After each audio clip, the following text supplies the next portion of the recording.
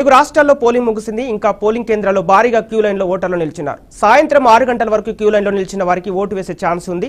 ఇప్పటి వరకు 70% పైగా పోలింగ్ నమోదై తెలంగాణలోనూ పోలింగ్ ముగిసింది. సాయంత్రం 5 గంటల వరకు 61.16% పోలింగ్ నమోదు కాగా 17 లోక్సభ నియోజకవర్గాలతో పాటు సికింద్రాబాద్ కంటోన్మెంట్ అసెంబ్లీ నియోజకవర్గంలో పోలింగ్ జరిగింది. గత ఎన్నికల కంటే ఈ ఏడాది లోక్సభ ఎన్నికల్లో అధిక ఓటింగ్ శాతం నమోదయ్యే అవకాశాలున్నట్లు అధికారులు అంచనా వేస్తున్నారు. ఇంకా చాలా పోలింగ్ కేంద్రాల్లో ఓటర్లు బారులు తీరారు. ఏపీలో ముగిసిన ఎన్నికలకు సంబంధించి అప్డేట్స్ మా విజయవాడ ప్రతినిధి శ్రీనివాస్ అందిస్తారు. శ్రీనివాస్,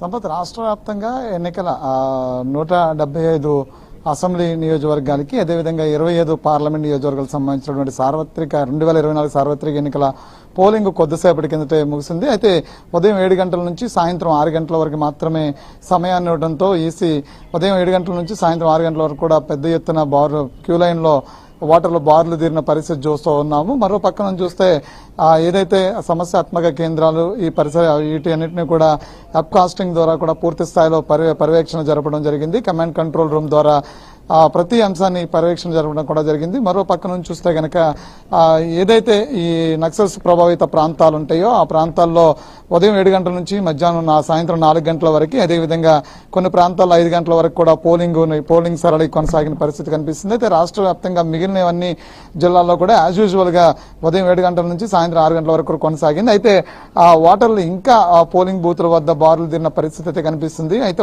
ఇప్పటి వరకు కూడా ఓటర్ వేయడానికి క్యూ లైన్ లో నిలబడినటువంటి ఓటర్లు ఎవరైతే ఉన్నారో వాళ్ళకి మాత్రం అవకాశం కల్పించేటువంటి పరిస్థితి అయితే ఉంది. తర్వాత మిగతా ఎవరైతే కొత్తగా ఓటేయడానికి వచ్చేటువంటి ఎవరైతే ఉన్నారో వాళ్ళని ఆపేసేటువంటి పరిస్థితి కూడా కనిపిస్తుంది. అయితే రాష్ట్ర వ్యాప్తంగా ఇప్పటి వరకు మనం చూసినట్లయితే 70% ఓటింగ్ నమోదు అనేది తెలుస్తుంది. అయితే ఉదయం సాయంత్రం 5 గంటల వరకు కూడా ఎక్కడి నుంచి ఇంకా ఎన్నికలకు సంబంధించిన అప్డేట్ రావాల్సిన పరిస్థితి అయితే ఉంది. పూర్తి స్థాయిలో ఎంత పర్సెంటేజ్ పోలైంది అనేది 6 గంటల తర్వాత తెలిసేటువంటి పరిస్థితి. అయితే ఇంకా క్యూ లైన్ లో నిలబడినటువంటి ఓటర్లు ఎవరైతే ఉన్నారో ఆ శాతాన్ని కూడా లెక్కించిన తర్వాత రాత్రి ఇంకా దీనికి సమయం పట్టేటువంటి పరిస్థితి అయితే కనిపిస్తుంది. అంటే ప్రస్తుతానికైతే సమయం ముగిసినప్పుడు కూడా క్యూ లైన్ లో ఉన్నటువంటి ఎవరైతే ఓటర్లు ఉన్నారో వాళ్ళకి అవకాశం కల్పిస్తున్న నేపథ్యంలో కూడా ఇంకా ఆ పర్సెంటేజ్ పెరిగేటువంటి పరిస్థితి కనిపిస్తుంది. అయితే రాష్ట్ర వ్యాప్తంగా ఉదయం నుంచి కూడా అన్ని జిల్లాల్లోనూ మనం చూస్తున్న అన్ని జిల్లాల్లో ఇటు రాయలసీమ ప్రాంతం నుంచి ఉత్తరాంధ్ర వరకు కూడా ప్రతి జిల్లాలోనూ కూడా ఎక్కడ 65, 70% పర్సెంటేజ్ తగ్గకుండా కూడా ఓట్లు పోలేనటువంటి పరిస్థితి కనిపిస్తుంది. అయితే ప్రతి జిల్లాలోనూ ఇప్పటి వరకు కూడా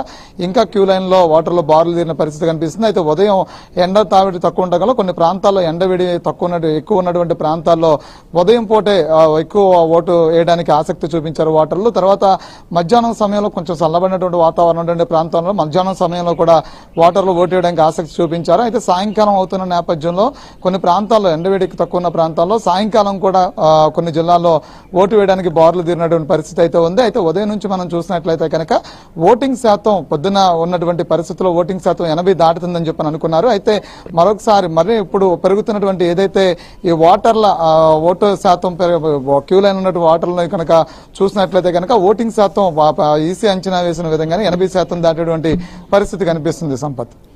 ఓకే శ్రీనివాస్, ఇప్పుడు కొన్ని పోలింగ్ కేంద్రాల్లో వివాదాలు చెలరేగినట్టు తెలుస్తోంది. అయితే ప్రధానంగా తెనాలి పిఠాపురంలో జరిగిన సంఘటనలపై ఈసీ ఎలాంటి చర్యలు తీసుకుంది? ఈసీ ఎప్పటికప్పుడే వస్తున్నటువంటి ఫిర్యాదులను వెబ్కాస్టింగ్ ద్వారా ఏదైతే అక్కడ పర్యవేక్షణ నిర్వహిస్తూ ఉన్నారో దాని ద్వారానే పూర్తి స్థాయిలో చర్యలు చేపడతామని చెప్పారు. శాంతియుతమైనటువంటి వాతావరణంలో ఎన్నికల నిర్వహణ అంతా కూడా కొనసాగిస్తామని చెప్పారు. దానికి సంబంధించి ఎవరైనా చట్ట వ్యతిరేకమైనటువంటి కార్యక్రమాలకు అంటే లా అండ్ ఆర్డర్కి ఇబ్బంది అయ్యేటువంటి కార్యక్రమాలకు ఒడిగడితే కనుక వాళ్ళ మీద చట్టపరమైన చర్యలు తీసుకుంటామని చెప్పారు. అంతేకాకుండా ఏదైతే ఇక్కడ ఇబ్బందికరమైనటువంటి పరిస్థితులు ఏర్పడతాయో అభ్యర్థుల ద్వారా కావచ్చు, ఓటర్ల ద్వారా కావచ్చు, ఈవీఎంలను ఇబ్బంది కలిగించడం చర్యలు ఉంటాయి. అదేవిధంగా ఆ ప్రాంతాల్లో రీపోలింగ్ కూడా కొనసాగిస్తామని చెప్పడం జరిగింది. అదే మనం కొన్ని ప్రాంతాల్లో ఉదయం నుంచి మనం చూసినట్లయితే కనుక శాంతియుతమైనటువంటి వాతావరణం ఎన్నికలు జరుగుతున్న నేపథ్యంలో కొన్ని ప్రాంతాల్లో చెదురుమదురు సంఘటనలు జరిగాయి. ఇటు తెనాల్లో చూసినట్లయితే కనుక ఒక శివకుమార్ ఒక వ్యక్తి ఓటర్ మీద దాడి చేయడాన్ని, తర్వాత తన అనుచరులు దాడి చేయడాన్ని, అదేవిధంగా అతను కూడా తిరిగి దాడి చేయడాన్ని అంశాన్ని ఎదుటి ఈసీ సీరియస్ గా తీసుకుంది. ఆయన్ని హౌస్ అరెస్ట్ చేయడమే కాకుండా అతని పైన కేసు కూడా నమోదు చేసినటువంటి నేపథ్యం కూడా కనిపిస్తుంది. మరో పక్క నుంచి చూసినట్లయితే పిఠాపురంలో కూడా అలాంటి ఎన్నికల నిబంధనలకు సంబంధించినటువంటి ఎటువంటి వ్యతిరేక కార్యక్రమాలు నిర్వహించారో వాళ్ళందరి మీద చట్టపరమైన చర్యలు తీసుకోవడానికి ఎఫ్ఐఆర్లు నమోదు చేస్తున్నటువంటి పరిస్థితి ఉంది.